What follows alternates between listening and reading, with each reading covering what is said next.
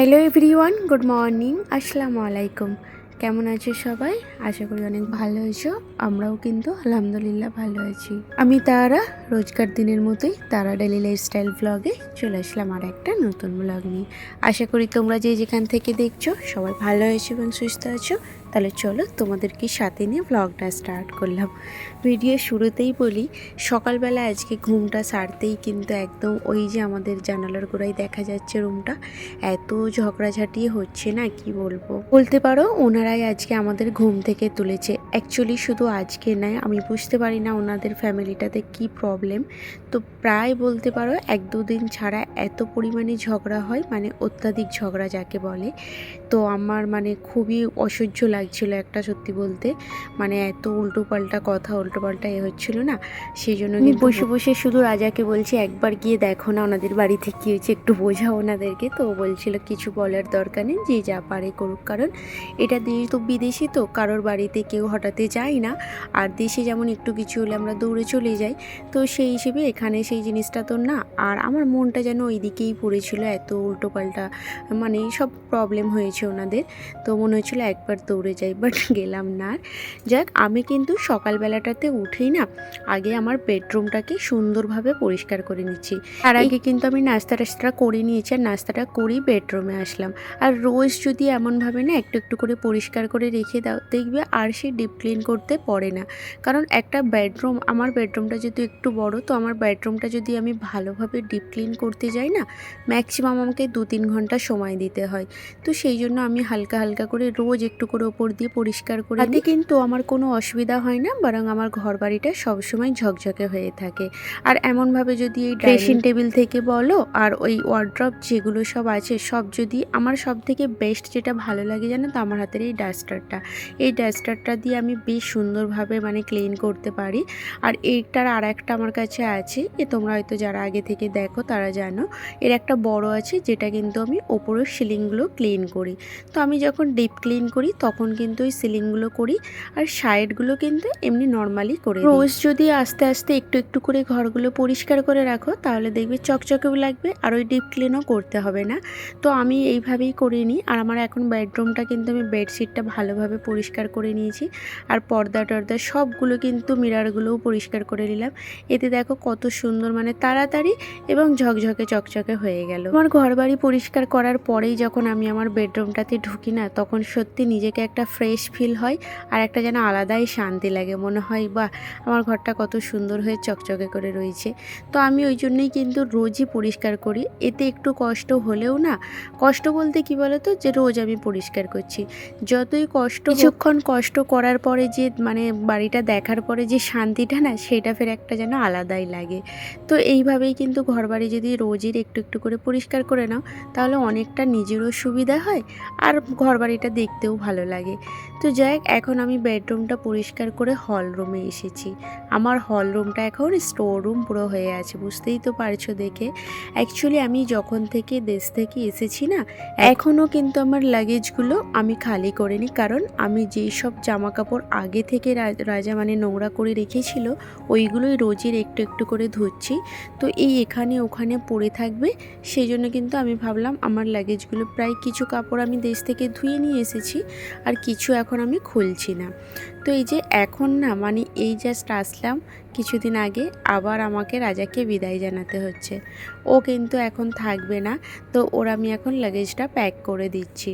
সত্যি বলতে আমার মনটা এতটাই খারাপ, ওকে আমি বলছিলাম তুমি তাহলে কেনই বা আমাকে নিয়ে আসলে, তাহলে তুমি কিছুদিন আমাকে দেশে রেখেই আসতে পারতে, তুমি যখন বাড়িতে থাকতে তাহলে আমিও থাকতাম। অ্যাকচুয়ালি যেহেতু আমি এখন দেশ থেকে এসেছি, তো পার্সোনালি আমাদের মন মেজাজ এমনি খুবই খারাপ, সেই হিসেবে আবার ও চলে যাচ্ছে, আর আমার মা ছেলে, মানে আমরা মা ছেলে একদম একা। তো বাবু খুবই মনটা খারাপ, ও সবসময় বলছে আমরাও যাব। আর রাজা কিন্তু আমাকে অনেক ফোর্স করছিল নিয়ে যাওয়ার জন্য ওর সাথে। সাথে আমার না সত্যি বলতে এই এক জায়গা থেকে এসে আর যেতে ইচ্ছে করছে না। কারণ আমার যে অনুযায়ী মানে বাড়িতে কাজ এখন ভরে গেছে না, মনেই হচ্ছে না কোথাও বেরোই। কারণ আমি যদি আবার কোথাও যাই না, আসার পর আরও কাজটা বেড়ে যাবে। সেই হিসেবে আমি বললাম আমার একটু কষ্ট হবে ঠিক আছে, বাট আমি সেই সময়টা না মানে নিজের বাড়িটাকে গুছিয়ে নেবো। আর ও থাকলে একটু কাজ বেশি থাকে, আর ও না থাকলে আমি জানি যে আমার ঘর বাড়িটা আমি গুছিয়ে নিতে পারবো। আর আমার সত্যি বলতে আর বাইরে কোথাও গিয়ে না হোটেলে টোটেলে থাকতে এখন একদম ইচ্ছে করছে না। ওর লাগেজটা আমি প্যাক করে রেখেছি এখন। আর আমি ওই যে মান্থলি গ্রসারি বাজারটা কিছু করেই নিয়েছিলাম, তো এখন ওইগুলো তুলে নেবো।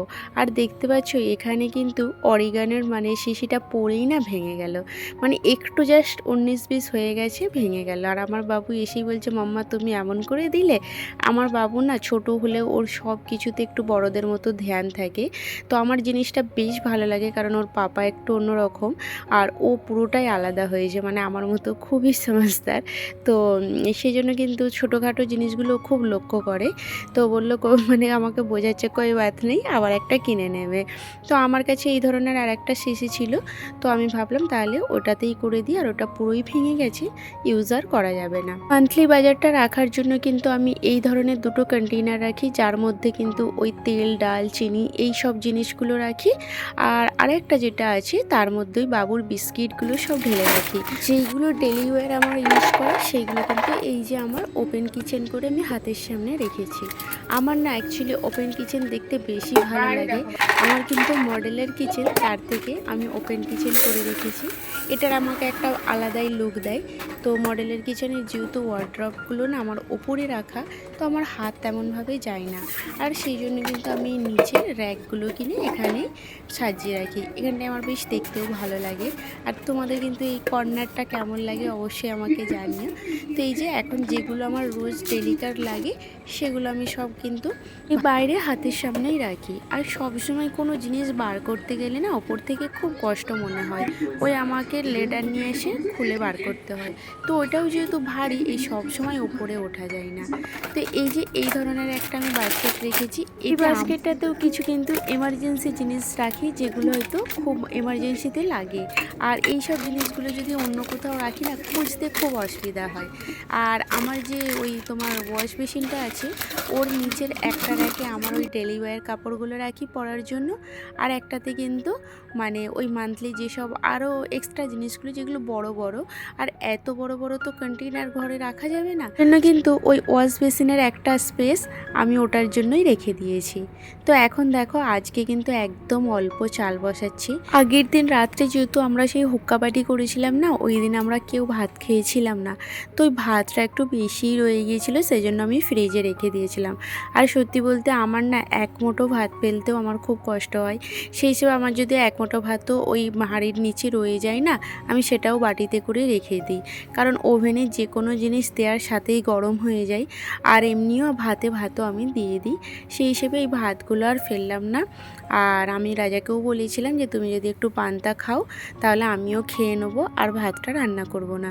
তো এক মুঠো ভাত বসিয়েছি, জাস্ট বাবু খাবে আর মা ছেলে আমরা ফের রাত্রে ওটা খেয়ে নেবো। ওভেনে কিন্তু ভাত বলো সবজি বলো এগুলো দিলে সঙ্গে সঙ্গে 30 সেকেন্ডে গরম হয়ে যায়, তো আমার তেমন কোনো কষ্ট আর নেই এখন। তো যাই হোক, এখন রাজাকে পান্তা খাইয়েই বিদায় করলাম। তো পান্তাটাও আমার খুব পছন্দের, তবে খাই না একদম, এখানে অনেক দিন পর এখানে খেলাম। রাজা তো পান্তা কি জানতোই না, এখন যাক আমার সাথে থেকে একটু খাওয়ার অভ্যাস হয়েছে।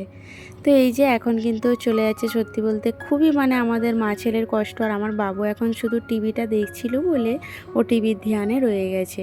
আর রাজা বলেছে আমি একটু মিটিংয়ে যাচ্ছি, আজকেই চলে আসবো। তো ও জানে না যে ও দুদিন আসবে না বলে।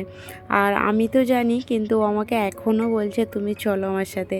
তো অ্যাকচুয়ালি কিন্তু ও যাচ্ছে পুনেতে, তো ওর ওখানে মানে মিটিং আছে একটা, মানে মিটিং একটা না অ্যাকচুয়ালি 3 দিনের ট্রেনিং চলছে, তো ও সেখানে যাচ্ছে।